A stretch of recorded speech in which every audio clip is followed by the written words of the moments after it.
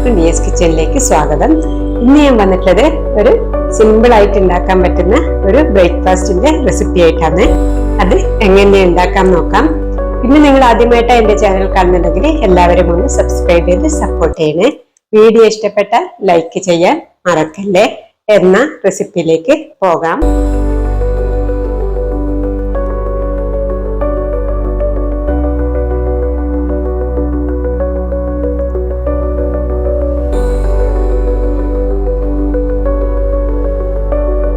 ഇതിനു വേണ്ടി ഞാനിവിടെ ഒരു കപ്പ് മട്ട റൈസ് ആണ് എടുത്തിട്ടുള്ളത്. ഇത് നല്ലതുപോലെ കഴുകി വൃത്തിയാക്കി അതിലേക്ക് തിളച്ച വെള്ളമാണ് ഒഴിച്ചു കൊടുക്കുന്നത്. ഇനി ഇത് നല്ലതുപോലെ കുതിർന്ന് വരട്ടെ. രാത്രിയാണ് നമ്മൾ വെള്ളത്തിലിട്ട് കൊടുക്കുന്നത്.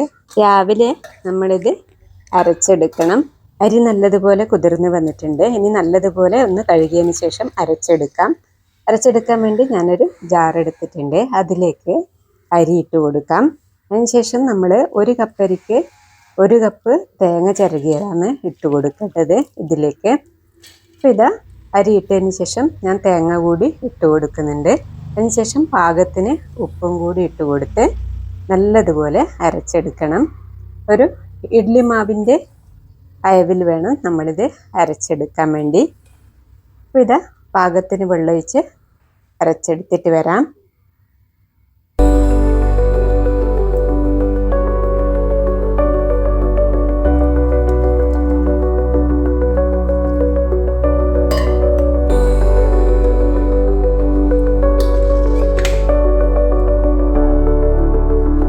ഇനി നമുക്ക് ഒരു സ്റ്റീൽ പ്ലേറ്റ് ആണ് ആവശ്യമുള്ളത്.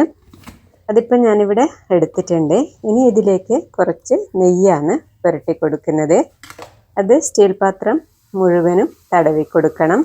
എന്നിട്ട് അതിലേക്ക് നമ്മൾ അരച്ച് വെച്ച മാവ് ഒഴിച്ചു കൊടുക്കണം. ഇതാ നല്ലതുപോലെ പുരട്ടി കൊടുത്തിട്ടുണ്ട്. ഇതിലേക്ക് മാവ് ഒഴിച്ചു കൊടുക്കാം. ഇത് നമ്മൾ ഒഴിച്ചു കൊടുത്തതിന് ശേഷം അപ്പച്ചമ്പിൽ വെള്ളം വെച്ച് തിളച്ചതിന് ശേഷം അതിലേക്ക് നമ്മൾ വെച്ച് കൊടുത്തിട്ടുണ്ട്. ഇനിയിപ്പോൾ ഇതാ മൂടി വെച്ച് വേവിച്ചെടുക്കണം. കുറച്ച് സമയം കൂടുതൽ വേണം ഇത് വെന്ത് വരാൻ വേണ്ടി. അപ്പോൾ വേവുന്നത് വരെ നമുക്കിത് ആവി കയറ്റിയെടുക്കാം. ഇതിപ്പോൾ ഒരു അരമണിക്കൂറോളം ആയിട്ടുണ്ട്. നമുക്ക് ഇത് എടുക്കാം. നല്ലതുപോലെ വെന്ത് വന്നിട്ടുണ്ട്.